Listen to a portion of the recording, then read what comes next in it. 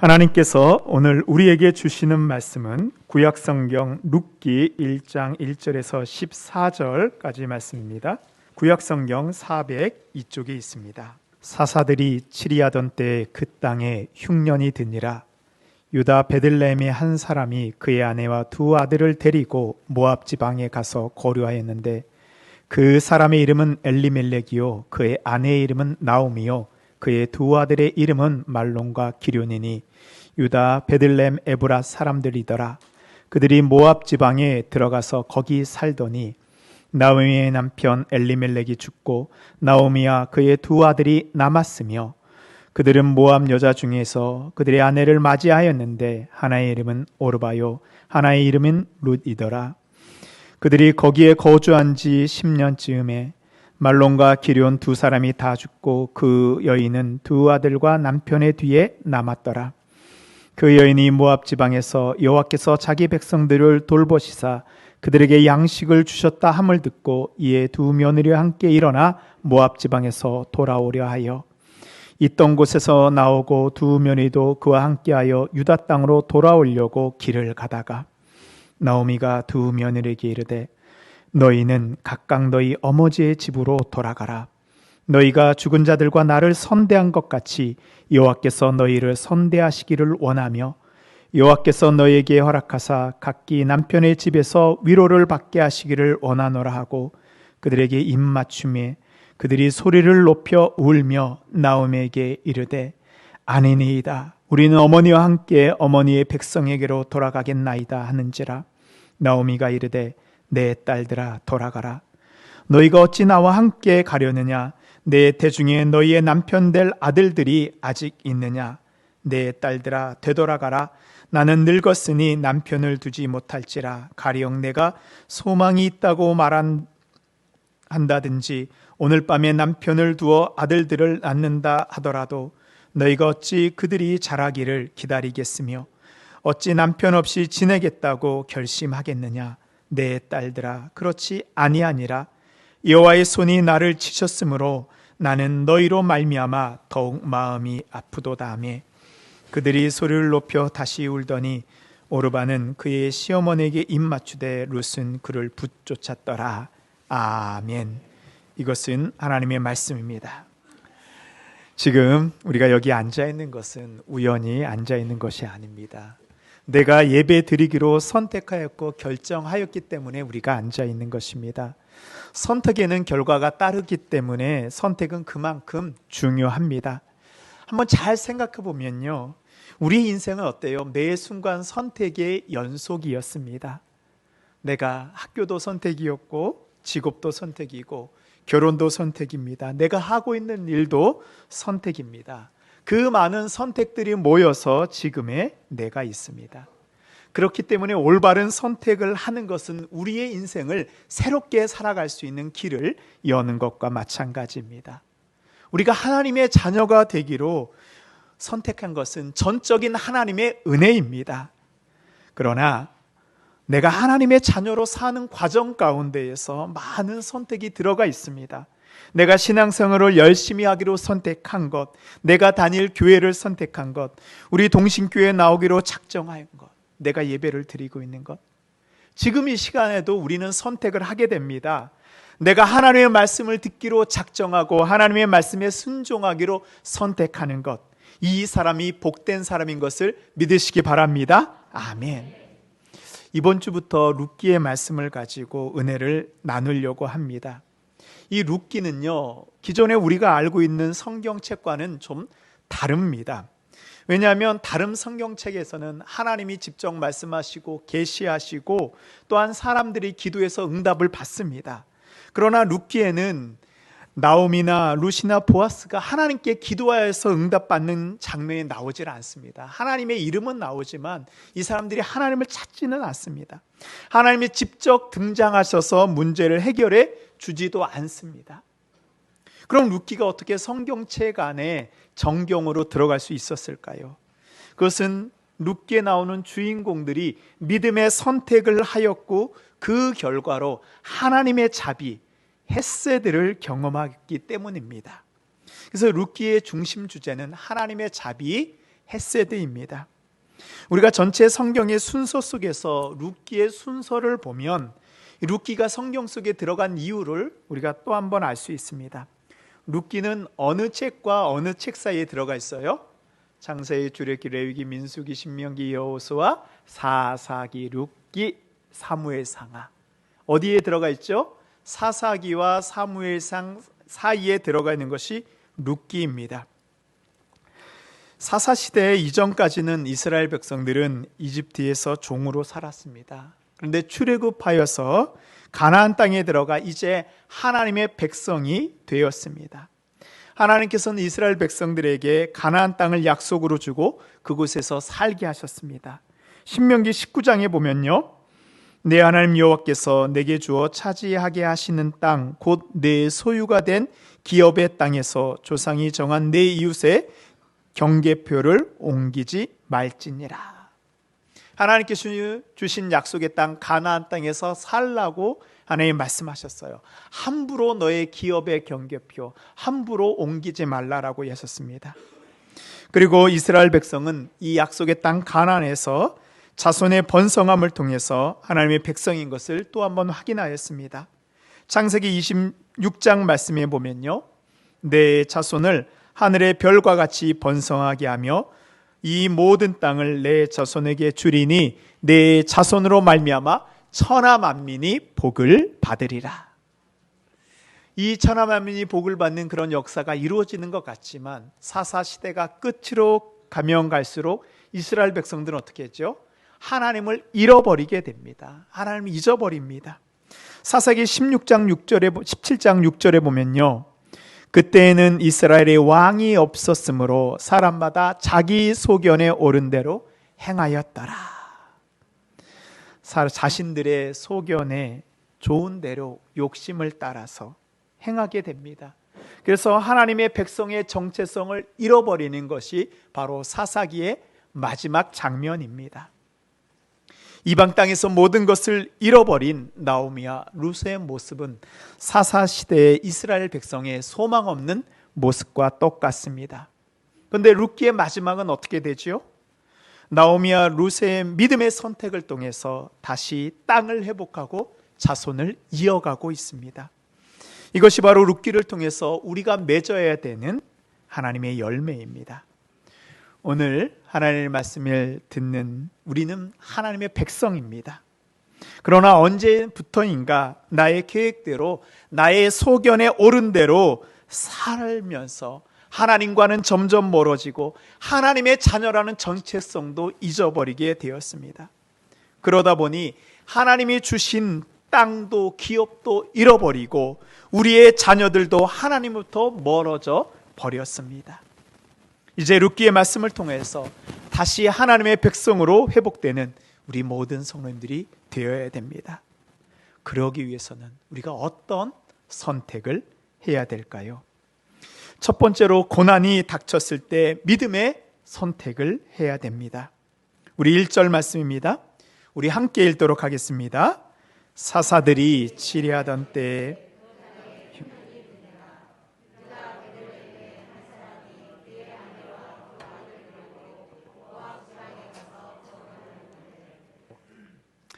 룻기를 시작하면서 1장 1절을 들면서 우리에게 질문이 하나 듭니다.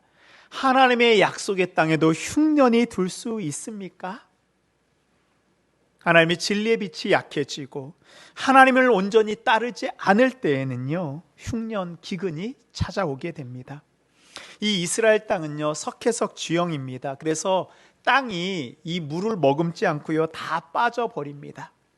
그래서 비가 내려야지만 농사를 지을 수 있고 열매를 맺을 수 있습니다. 하나님이 이른 비와 늦은 비를 주시지 않으면 흉년이 들게 됩니다. 그래서 비가 하나님의 은혜였어요. 오늘 말씀해 보면 이방인의 땅 모압 땅에만 흉년이 드는 것이 아니고 이스라엘 백성들이 살았던 약속의 땅 베들레헴에도 흉년이 들게 됩니다. 근데 이 베들레헴의 이름의 뜻이 참 좋아요. 뭐냐면 떡이 있는 진, 방앗간. 무슨 뜻이에요? 양식이 풍부한 집이라는 뜻이 바로 베들레헴입니다. 그런데 그 양식이 풍부한 베들레헴에 양식이 떨어졌습니다. 우리 인생에도 흉년이 찾아올 수 있습니다.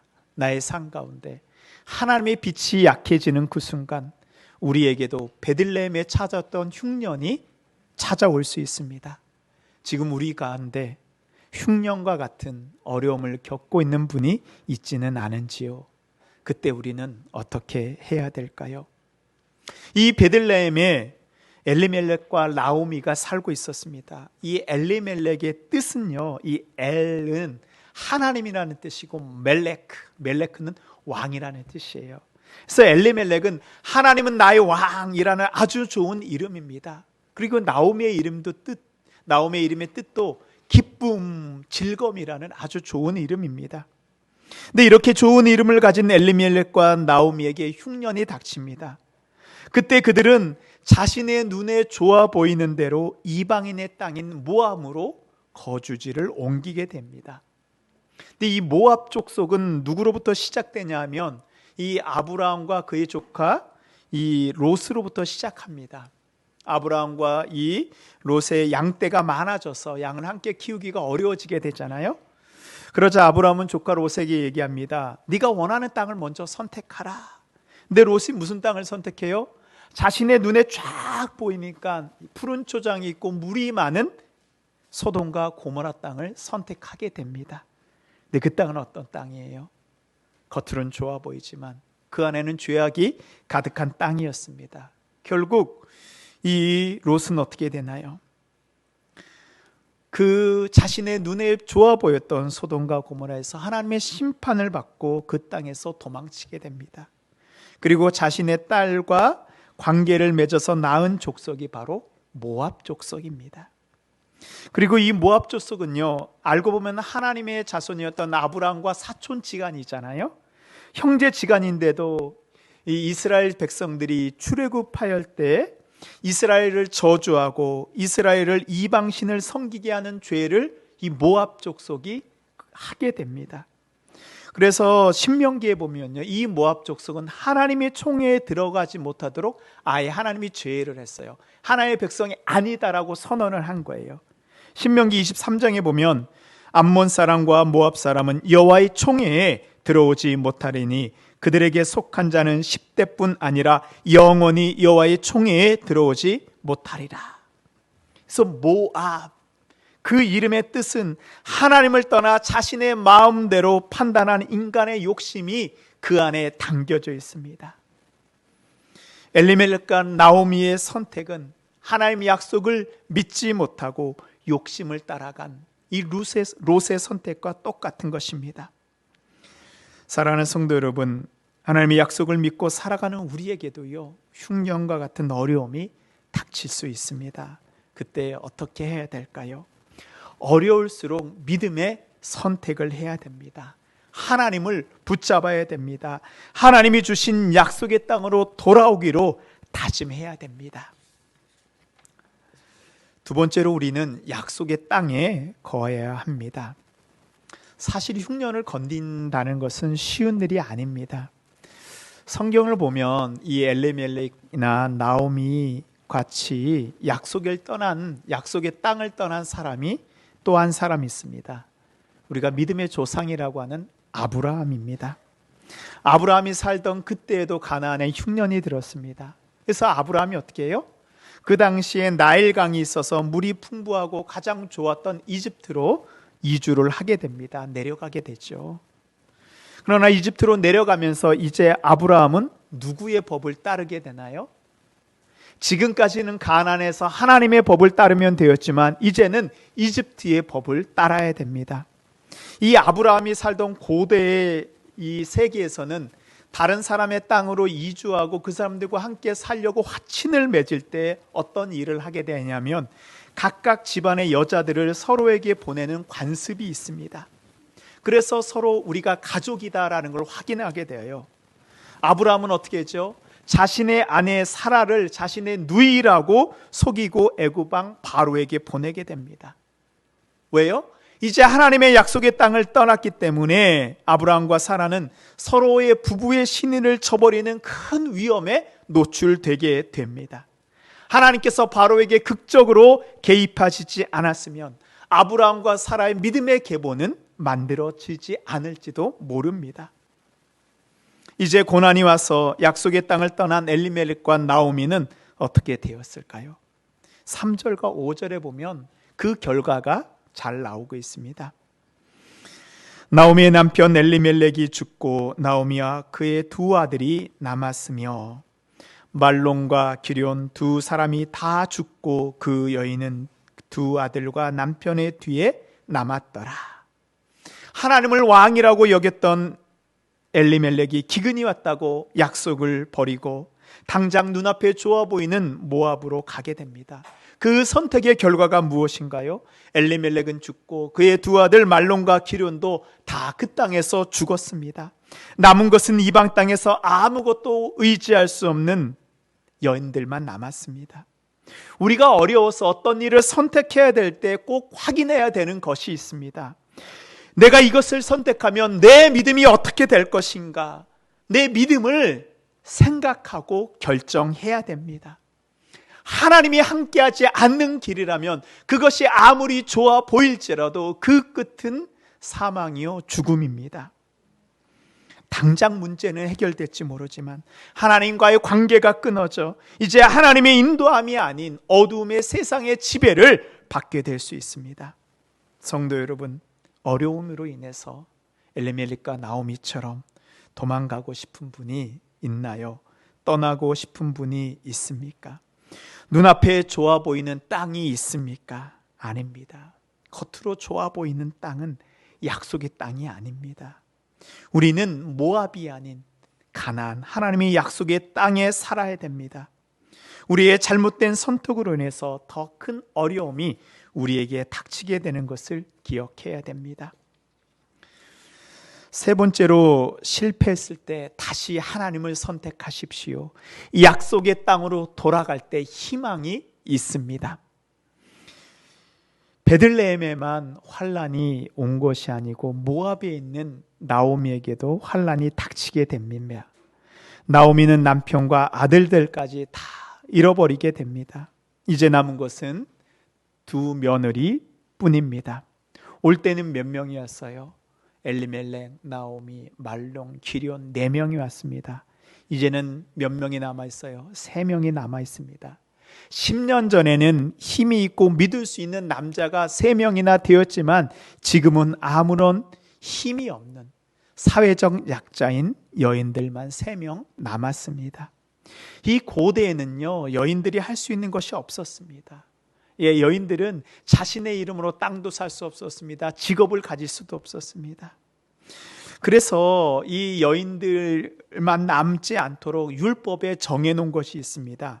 만일 형제 중에서 이 아들이 없는 상태로 죽게 되면 다른 형제가 그 죽은 형제의 아내 형수를 취하여서 형수가 살아갈 수 있도록 해주는 율법이 있었는데 그게 바로 형사 취수제입니다.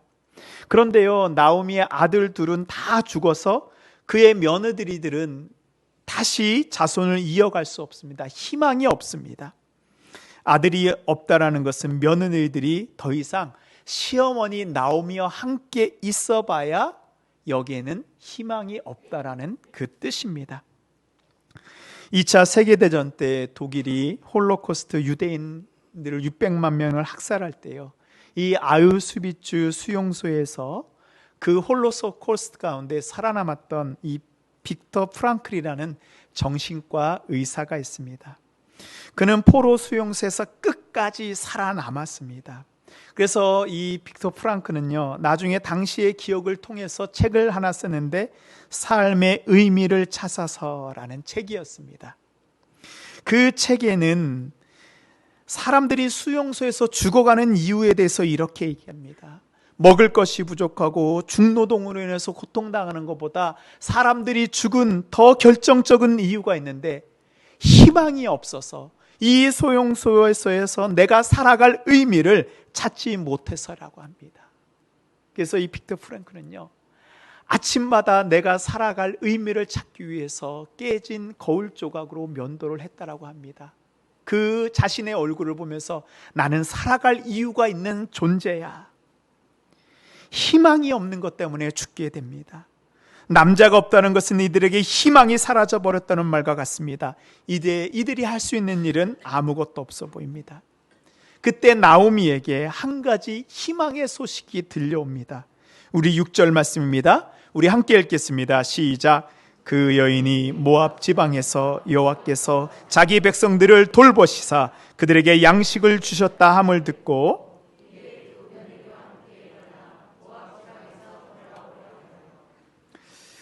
모압에서의 10년 나오미는 모든 것을 잃어버렸습니다. 그러나 약속의 땅 베들레헴에서는 여호와 하나님이 그들의 백성을 돌아보아 이제 다시 양식이 넘치게 되었습니다. 베들레헴의 원래 이름 떡이 있는 집, 양식이 넘치는 집, 이름 그대로 다시 회복되었습니다. 나오미는 베들레헴으로 돌아가기로 선택합니다. 나오미와 그 옆에 희망이 없는 여인 둘과 함께 모압을 떠나 베들레헴으로 가고 있습니다. 길을 가던 중 나오미가 두 며느리를 부르고 이렇게 이야기를 합니다. 이제는 나를 따르지 말고 너희들의 어머니의 집으로 돌아가라. 그리고 나오미는 이들을 위해서 하나님께서 선대해 주시기를, 자비를 베풀어 주시기를 기도해 줍니다. 이 선대라는 말은 히브리어로 헤세드입니다. 헤세드는요, 어떤 조건이 있는 사랑이 아니고 무한한 하나님의 자비, 하나님의 사랑입니다. 헤세드는 신실하고 모든 것을 다 내어주는 사랑입니다. 어떻게 보면 나오미는 하나님으로부터 이 헤세드를 경험하지를 못했어요. 남편을 잃었습니다. 자식을 잃었습니다. 자신들의 기업을 다 잃어버렸습니다. 땅과 자식을 잃어버렸다는 것은 고대에 여자가 가진 모든 것을 다 잃어버렸다는 말과 같습니다. 그럼에도 불구하고 나오미는 하나님의 헤세드를 두 며느리들에게 빌어주고 있습니다. 이 헤세드는 어떤 상황 가운데서 나와요? 좋은 상황 가운데서 헤세드를 이야기하는 것은 누구나 말할 수 있습니다. 그러나 하나님의 진정한 헤세드는 절망 가운데 다시 솟아나오게 됩니다. 하나님의 자비 헤세드는 이제는 내가 할 수 있는 것이 아무것도 없을 때 그 가운데 하나님이 부어주시는 자비와 은혜입니다. 지금 우리에게 남아있는 것이 무엇입니까? 남아있는 것이 아무것도 없을지라도 하나님의 자비와 긍휼하심은 언제나 우리와 함께 있음을 기억하시고 믿으시기 바랍니다. 아멘. 1장 8절입니다. 나오미가 두 며느리에게 이르되 너희는 각기 너희 어머니의 집으로 돌아가라. 너희가 죽은 자들과 나를 선대한 것 같이 여호와께서 너희를 선대하시기를 원하며. 왜 나오미가 이렇게 했을까요? 생각해 보세요. 나오미가 베들레헴으로 돌아간다고 해서 자신과 이 두 이방 여인들을 반겨줄까요? 아니에요. 아마 비웃음거리가 되고 손가락질을 받을 것입니다. 10년 전에 약속의 땅 버리고 기업 다 버리고 떠나더니 잘 되었네. 이 두 며느리가 돌아갈 곳은 어디인가요? 나오미는 어머니의 집으로 돌아가라고 합니다. 친정으로 돌아가. 아직 정죄 때문에 다시 결혼하여서 나와 같은 이 고통의 삶을 살지 말는 것입니다. 그것이 나오미가 며느리들에게 해줄 수 있는 마지막 자비, 마지막 선물입니다. 15절 말씀 보면요, 나오미가 또 이르되 보라 내 동서는 그의 백성과 그의 신들에게로 돌아가나니 너도 너의 동서를 따라 돌아가라 하니. 두 며느리에게 원래 섬겼던 모압의 신들에게로 돌아가라고 합니다. 나오미는 하나님께 돌아가기로 결심했어요. 그런데 생각해 보세요. 나오미가 진정 하나님께 돌아가기로 하나님의 자비를 바랐다라면 어떻게 결정해야 됐을까요? 이 두 며느리를 함께 베들레헴으로 데리고 돌아가야 되는데 나오미가 왜 두 며느리들을 모압 땅으로 돌아가라고 했을까요? 나오미는 확신이 없었습니다. 내가 하나님의 자비를 한번 잃어버리고 나니까 이 두 며느리에게 하나님의 자비하심을 이야기할 수 있는 자신이 없었습니다. 나오미의 얘기를 들은 두 며느리 어떤 선택을 해야 될까요? 예전에 남서울 은혜교회에 한 권사님이 계셨습니다. 이 교회에 다니기 전에 이 아들 둘이 있었는데요. 첫 번째 아들이 병으로 죽었습니다. 그리고 둘째 아들도 자꾸 아픈 거예요. 병원 가도 잘 해결이 되지 않습니다. 그래서 어느 날 점을 보러 갔습니다. 근데 이 점쟁이가 탁 권사님을 보더니 말을 탁 놓는 거예요. 그 자식 복 더럽게 없네. 그러면서 이야기합니다. 지금 있는 아들도 얼마 안 가서 죽게 될 거야. 그러니 너무 슬플 거니까 그 슬픔을 이기도록 한번 종교를 가져봐. 요즘 교회가 좋다고 하니까 교회에 가면 위로를 받을 거야 라고 하더랍니다. 그래서 이 권사님이 교회에 나오게 되어서 이제 권사까지 되었습니다. 점쟁이가 말한 것 중에서 하나는 맞았고 하나는 틀렸습니다. 교회에 가면 위로받을 거라는 말은 맞았는데 틀린 것이 있어요. 둘째 아들이 죽는다고 했는데 죽지 않고 결혼해서 잘 살았습니다. 나오미는 하나님에 대한 두려움이 있었습니다. 10년 전 약속의 땅을 벼렀을 때 하나님이 자신과 자신의 가족을 지어 모든 걸 다 잃어버렸습니다. 그래서 지금 하나님의 집으로 돌아가고 있지만 그 안에 두려움이 남아 있습니다. 확신이 없어요. 내가 돌아간다고 해서 다시 하나님의 자비, 하나님의 헤세드가 나에게 임할까? 우리는 어떻지요? 하나님께 돌아갈 때 하나님이 우리에게 은혜를 주실, 우리가 은혜 받을 자신이 있습니까? 아직도 하나님께 돌아오지 않은 사람을 향하여서 하나님의 헤세드, 하나님의 자비 안으로 돌아오라고 우리가 당당하게 자신 있게 말할 수 있습니까? 근데 우리 하나님은 어떤 분이신지 우리가 알아야 됩니다. 역대하 30장 9절에 하나님이 이렇게 말씀하고 있습니다. 제가 읽도록 하겠습니다. 너희가 만일 여호와께 돌아오면 너희 형제들과 너희 자녀가 사로잡은 자들에게서 자비를 입어 다시 이 땅으로 돌아오리라. 너희 하나님 여호와는 은혜로우시고 자비하신지라. 너희가 그에게로 돌아오면 그의 얼굴을 너희에게서 돌이키지 아니하시리라 하였더라. 아멘. 하나님께로 돌아오면 하나님의 얼굴을 돌이키지 않고 다시 자비를 베풀어 주신다고 하나님 약속하셨습니다. 아직 자신이 없어도 하나님께 돌아오십시오. 하나님께 돌아오면 우리에게 희망이 있습니다. 믿음의 선택은 새로운 삶을 시작하게 합니다. 이제 나무와 룻의 인생이 새롭게 시작됩니다. 돌아오는 자에게 자비가 있습니다. 사랑하는 성도 여러분, 내가 약속의 땅을 떠났던 것을 회개하십시오. 하나님의 말씀대로 살지 않았던 것을 회개하십시오. 그리고 이제 여호와께로 돌아오는 선택을 하시기 바랍니다. 다시 약속의 땅으로 돌아와야 됩니다. 이것이 진정한 회개입니다. 하나님의 은혜로 이 베들레헴의 기근이 아니고 양식이 넘친 것 같이 우리가 하나님께로 돌아오는 선택을 할 때 헤세드, 하나님의 자비로 우리의 삶에 새로운 삶이 시작될 것을 믿습니다. 아멘. 기도하겠습니다. 하나님, 약속의 땅에도 흉년이 찾아올 수 있습니다. 하나님, 우리에게도 흉년이 찾아올 수 있습니다. 하나님, 그때 우리가 어떤 선택을 해야 될까요? 하나님이 약속의 땅을 버리고 떠났던 엘리멜렉과 나오미의 마지막을 우리가 보았습니다. 하나님, 이제 다시 하나님의 약속 가운데 돌아갈 수 있도록 우리의 마음을 인도하여 주시옵소서. 우리 안에 주저하고 하나님 아버지 아직 확신 못하고 있는 자들이 있습니까? 하나님, 믿음의 선택하게 하여 주시옵소서. 하나님의 땅에 돌아올 때 하나님 우리에게 희망이 있고 우리에게 생명이 있고 하나님의 자비가 있음을 믿게 하여 주시옵소서. 나오미와 룻과 같이 하나님 믿음의 선택을 하는 주의 모든 백성들에게 하나님 새로운 삶이 열리는, 새로운 삶이 시작되는 하나님 놀라운 은혜를 허락하여 주시옵소서. 감사하며 예수님의 이름으로 기도하였습니다. 아멘.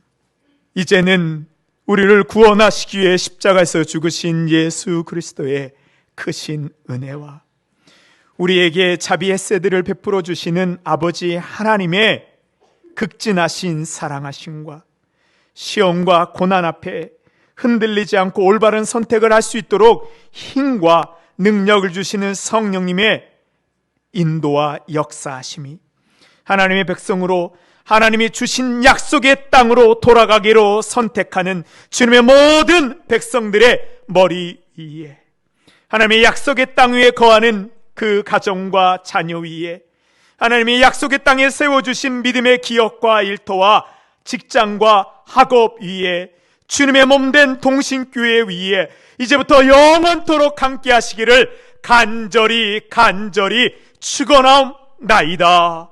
아멘.